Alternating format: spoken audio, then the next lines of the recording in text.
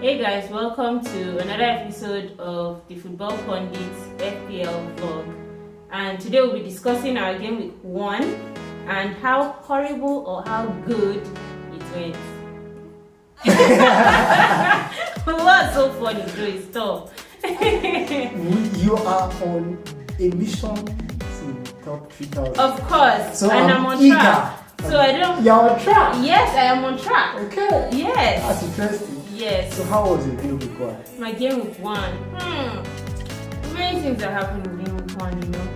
The fact that we went into the game week 1 with expectations of certain players, aka Gabriel Jesus, and then he blanks, you know, that kind of thing.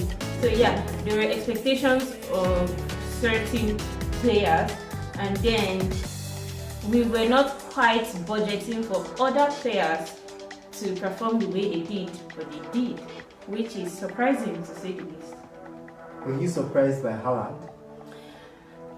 You know, I'm supposed to have realized that he's inevitable because debut goal in Champions League and Bundesliga. So yeah, why not Premier League? But I didn't have him in my team. There were doubts as to whether he was going to start or not. So let's leave it at that. And you failed to mention Harry Kane because, well, the thing I've been telling myself throughout this week. Okay. I was less than average. I had 56 points. Average was 57 points, so I had a bad game. Okay. But the plan makes sense. Okay. The reasoning for having that team makes sense. So I'm not so pained. Exactly. That is why when you tell me when I tell you I'm on track, my top 3,000, I wasn't just saying things. We're on track. We're on track. Okay. Yeah. Okay. Like similar to you, I had Kane and Gabriel Jesus. She copied my team, by the way. A lot of the players in my team. I don't know what he's talking about. Oh well. So I had Kane and Jesus, both blanked. Okay. Salah did Salah things. Yeah. Captain Salah. Okay. Saka was okay. I went with Saka ahead of Kulusevski as my 8 million player. Okay. If I'm being honest, I'd say ahead of Kulusevski was probably the last on my list. Okay. But now he has pushed himself. So in fact, Funny enough, in one of my drafts, I had him because it was either him or Son in midfield. Yeah. And then then I didn't want to exactly. I didn't want to have Kane and Son.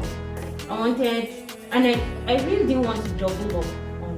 That was just my rationale behind it. I didn't want to double up. If you double up on Kane and Son, then you are probably not getting Son. Exactly. But that's not the point. I'm trying to explain how I wanted Kulusevski to be mentioned in the first place. Okay. If I had gone with somebody, I had Wilson in my draft. But it was a last ditch. Decision, yes. So I brought in Kane, and if I wanted Kulusevski, way cheaper than Son, but I didn't want to double.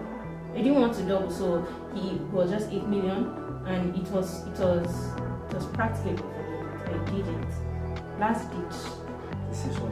I totally understand because when I made my own, in fact for my draft, it was Son and Haaland. Okay. Remember I mentioned that I could swap Haaland for Kane and then do without Son. I think you kind of influenced my decision to go with Kane. Finally, she admits it. It's just because I felt he had a better preseason. The thing, yes. I felt like he had a better preseason. That was why I chose him ahead of Haaland. But going apart from the fact about preseason, even this game one showed it. Kane played the full 90 minutes. Okay. Haaland got subbed off 70 something minutes. Okay. Those were some of the things we feared. Yes. Kane is going to get more minutes across the season. Okay. But Haaland is going to get rotated more. There's still Alvarez, right? Yes, Julian Alvarez, yes, that they signed. Yes. That I'm sure Guardiola wants to give some minutes. But Haaland will be Haaland and he will score. And I'm also wagering I honestly wish Haaland the best, but Haaland has the higher chances of Haaland getting an injury during the season than Kane. Okay. I feel Haaland is a little bit more injury prone. So when Haaland gets injured, boom, Kane time. Okay. The thing is, they were the same price. Yes. Right? I woke up I was thinking about it when I watched the matches. I watched all the matches, and then when I was like, yeah, Kane has to go. That was just what I told myself. Listen to what happened. I was like, yeah, Kane has to go. It's definitely Haaland for me. And then I wake up and boom, 11.6. You don't have any money in the bank. Nope. This is one of the advantages of keeping money in the bank. Yes. So you either have to take a hit. Exactly. Or stick with if I'm going to ever bring Haaland in, I'll take a hit. If it's for game week 2, that is. Yeah. So right now I'm just looking at my squad and I'm like, okay, who can you afford to sacrifice? Yeah. I think I'm in a better position than you because first of all I have money in the bank. Okay. 0.5. Okay. But then I also have a sensible downgrade. Okay. Rashford to Martinelli. Okay. Like so I think Martinelli too has increased. Yes, he has increased, but even if I do Haaland to Kane, I lose 0.2. Okay. I mean Kane to Haaland, I lose 0.2. Mm-hmm. I still have 0.3 in the bank. That would be enough. Even if I wasn't downgrading Rashford from 6.5 to Martinelli by 6.1. Okay. I don't know if you get me. So I only take a hit, but I'll be left with like 0.7 in the bank. Yes. So just having that 0.5 gives you some landing. It has given me like an insight. I didn't expect a quick price rise. Like I felt like I still had one more day to make up my mind. Well, all you guys that run and made your transfers. Okay, now. I mean, you should have seen the writing on the wall when people were taking out people. I understand Kane. I understand Kane to Haaland. Really, because but they might actually think, okay, yeah, Chelsea fixture. But yes, and then Wolves afterwards. Exactly. But why I'm kind of optimistic about him is that he does very well in London. And that's that's another thing. Yeah. That was why, in fact, that was what created my hesitation. Is this you just because of the fact that you cannot afford Haaland trying to make sense of it? Because Haaland against Bournemouth. Exactly, but then I promised myself, we sat down here and I told her I was going to sit my hands more because the number of hits I took last season was ridiculous. Yeah. So I don't want to start off a brand new season with a minus score. I can't. It actually adds up because essentially, like we said earlier, there was a logic and there was a thought process that went into your game with one team. Yes. And it wasn't a team for game week one. Exactly. It was thought out. Exactly. This is why just all the things that managers now are trying to make themselves. Yes, let's tell ourselves that. Live with a horrible game week one. It's not too bad. I mean, we didn't finish with 40 points or 30 points, but yes, but then by our lofty standard. By our anticipated finishing point standard. Yes. So I think we've said a lot just by this conversation. Yes. If you're making any transfer, I'll try to summarize. Mm-hmm. If you're making transfers, it should be Kane to Haaland. Okay. Right? Yeah. It is important to keep an eye out for Kulusevski. Yes, definitely. Give Jesus some time. Yeah, exactly. Give Jesus some time. Exactly, because I don't understand the knee-jerk reactions when I'm saying and people are just shipping him out. And I'm like, that's the summary of all we have said. Yes. Okay, so who are from game week 1? Really interesting game week. Very so interesting. What are some key notes? Let's start with some teams, for instance. I was personally disappointed by Aston Villa. Very. Me too. Was there any team that particularly impressed you or stood out that you think we should keep an eye out, or players on your watch list? I watched that game against Liverpool and I'm like, Mitrovic I stayed here and I was like, no, I'm not going to be drawn into the Mitrovic bandwagon because I felt for it the last time he came in, and then I was like, it was just 6 million. I think it's 6.5 this time around, yes. So I was like, 6.6 now. Yes, exactly, he has risen. So I was like, yeah, I'm not going to. No, Mitrovic, and they have a horrible run of fixtures. Yeah. And he sat down here. But then he started against Liverpool. And then he started and he does that. Liverpool. And he gets 2 goals, and I'm like, like, how hard can it be? Like, if they can do what they did against Liverpool, then there's optimism going forward. Yes, but then the thing is, in the general scheme of things, I know perhaps we were a bit afraid of our attack generally this season because of our experience from last season. Yes. Because last season we needed to pump money into midfield and it showed a lot. So I'm saying managers now should tend to shift to a top-heavy team. So put a lot of money into the attack. Get the Haaland or the Kane with Darwin Nunes, Wilson, Jesus, Mitrovic, a lot of names coming in attack. Exactly. Okay. The thing is, I feel like you can't say right now. It will be a knee-jerk reaction to say, okay, I'm tearing apart my midfield. Let me go and get Haaland. Let me go and get Kane. Let me go and get Darwin. They are expensive. Yes. Forwards are like one of the most expensive section of the game. Yes. So you cannot say you want to invest in forwards right now without having to jeopardize your team in one way or the other. It's what I'm saying now. Like, if I decide, okay, I want Haaland in my team, I'm going to have to do production, which is not advisable at this point in the game. You're welcome. No thanks. Another thing that stood out to me about the team, Tottenham, I have to mention that you don't see a game, you rarely see a game where Tottenham score 4. Okay. And Kane and Son, between Kane and Son, there's only one contribution. That's the Son assist for Dyer. Yeah. They had an off game. I watched the game and I. But they were still the signs. Son was still making those runs. Exactly. So we know Son is going to score. Yes. This season. I have no doubt about it. I think it was even a tad selfish in that game. And in my mind I was like, okay. That is giving me an idea of things. But yeah, Kane had an off day, Son had an off day, and then there was Kulusevski. He was everywhere. He was remarkable. Yes, but I agree with you. They have a good team, but FPL is about those end products. Right? Okay. And then let me blow your mind.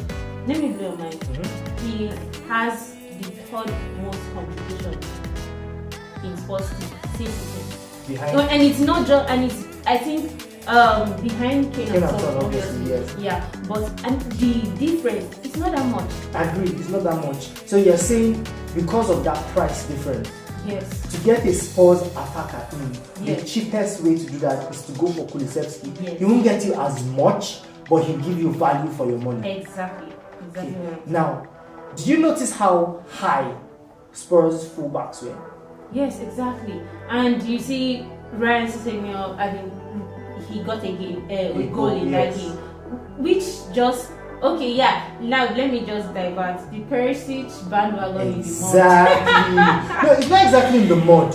Okay, because he was injured. That is not because his injury. Everybody should have. Is he going to bench a Ryan Sessegnon that just scored first game? Good.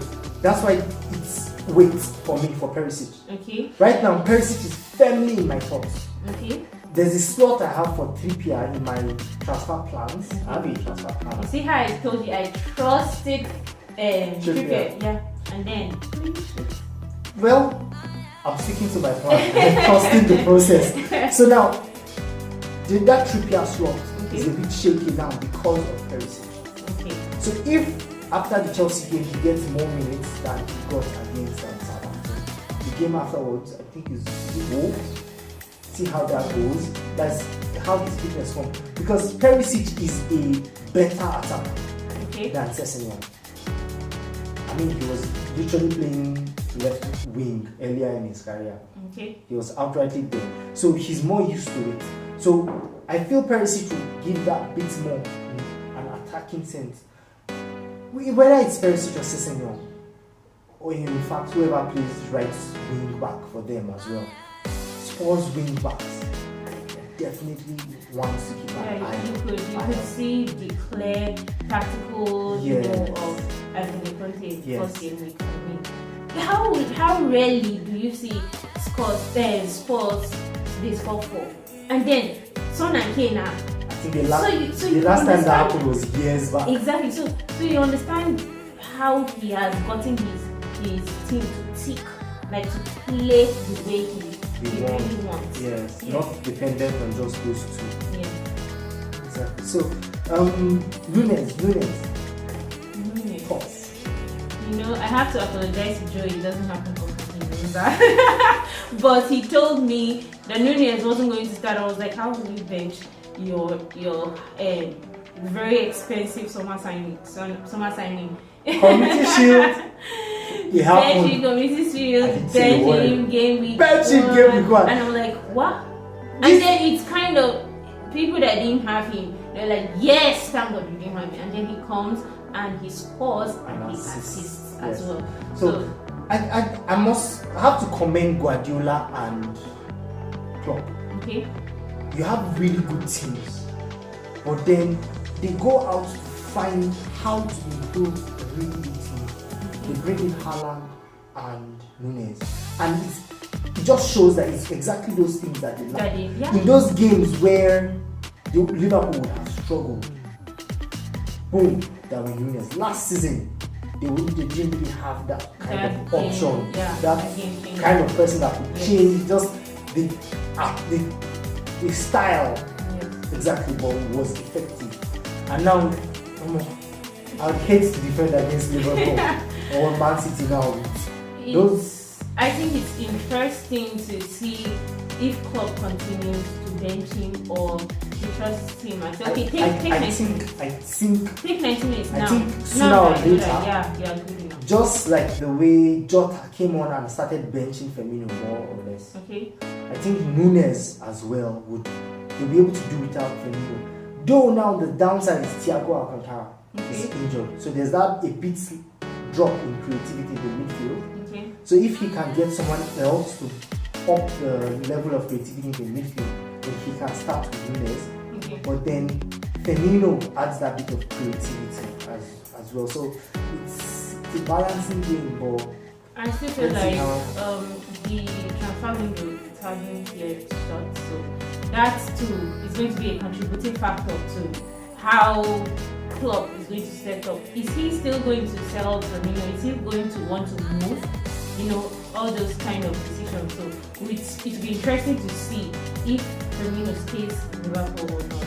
And you know, his staying or his leaving could affect the amount of game time that Darwin has. My hesitation towards Darwin is that, okay, so you never quite can tell if he's going to start or not. So it's too much of a gamble for me right now. When you have 8 million for Jesus, and then the Haaland came, then the Wilsons. We want to rather just invest your money in somebody you know for real is going to get start. the time. Yes, that's the things we love about FPL. All the questions. I really don't like how racking my brain it kind of no. That's all the intrigue. So okay, let's talk about Neto first before I go to an out of the box player.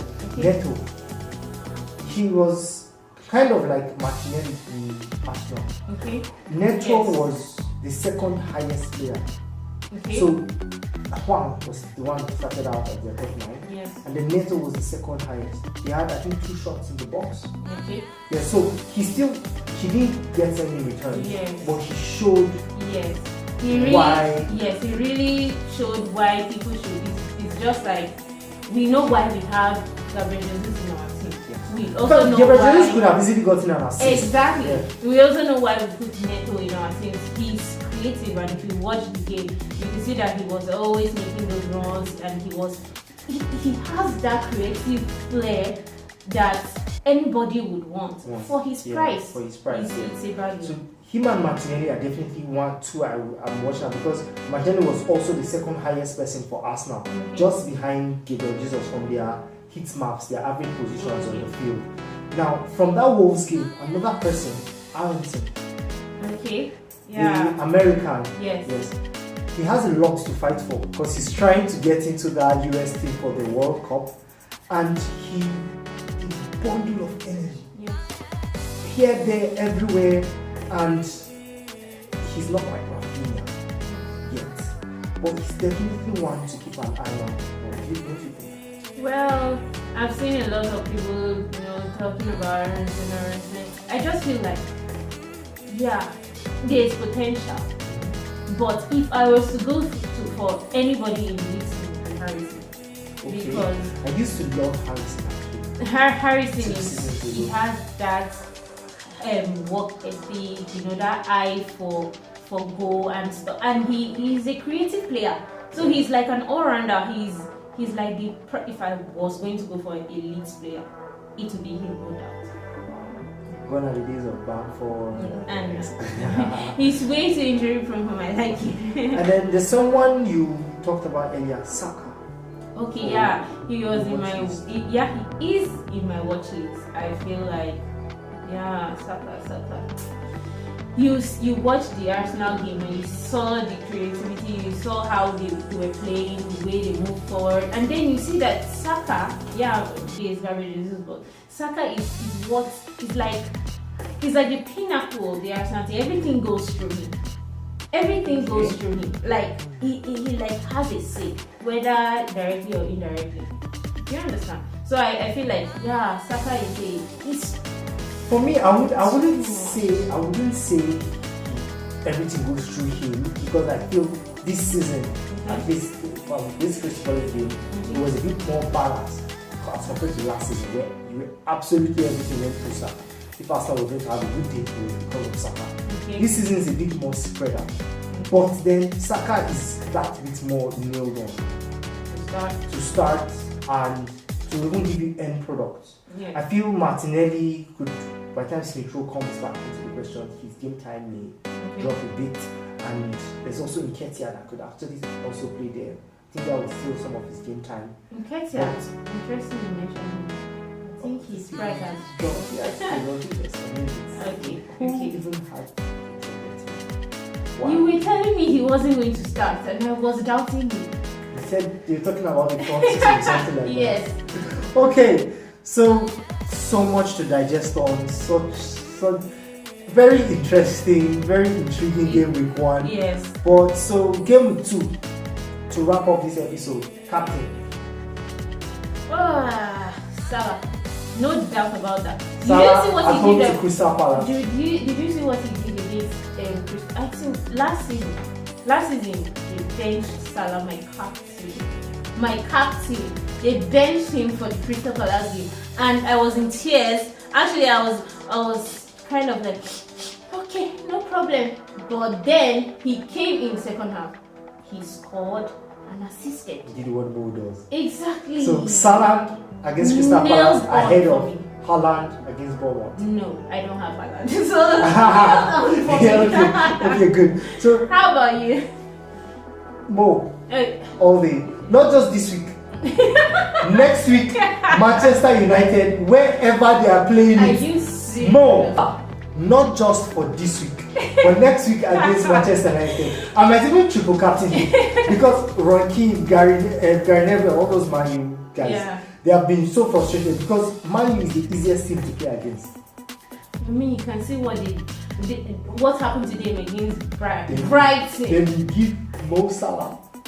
You know they considered 5 the last time. Sorry. I might use a free hit. But still. I may use a free hit. Get Diaz, Salah, and Nunes because I see a hole. I feel like, but it was a preseason game. I know that it's a preseason game, so and Liverpool have a score to settle. People want us in preseason. Okay, so that's the rationale behind it. Okay, so So that's that for me. Transfer Haaland. That 0.5 comes in handy. I have actually already done it. You see, he criticizes me all the time when we were doing our podcast, and then I say I've already done mine. If if it was you, you'd have made like 3 transfers, taking a -8. But this was, you just had to. The Viking Haaland, you just have to. Okay. Well, I'm sitting on my hands. I am not going to make any transfer this game. And you know, I say it with so much tremor because you're hoping. Last season, I was like, oh, Antonio, 7.6 now. Should I? Oh, and then you remember? And then by the end of game week 2 is 7.8. Exactly. And I'm like, what? And I missed out on that. Both price rise and value.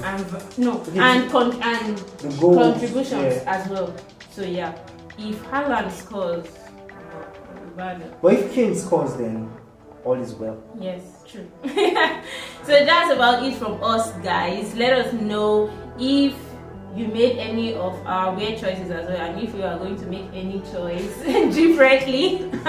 But please, if you haven't already, don't take hits. It's too early. Your game week, your team was built for the season, not for game week 1. So sit on those hands, hide your phone, whatever you need to do, but be patient. Okay, see how it's something like, because he has money in the bank. I think that's one thing I've learned this season, to always have something in the bank for this transfers. I like how you're price rise out of nowhere. Gradually, that you're learning a lot. But let's go ahead. Thanks you guys for joining us. And don't forget to like, subscribe, hit the notification bell, and drop your comments. We'll definitely go through them and get back to you with our feedback.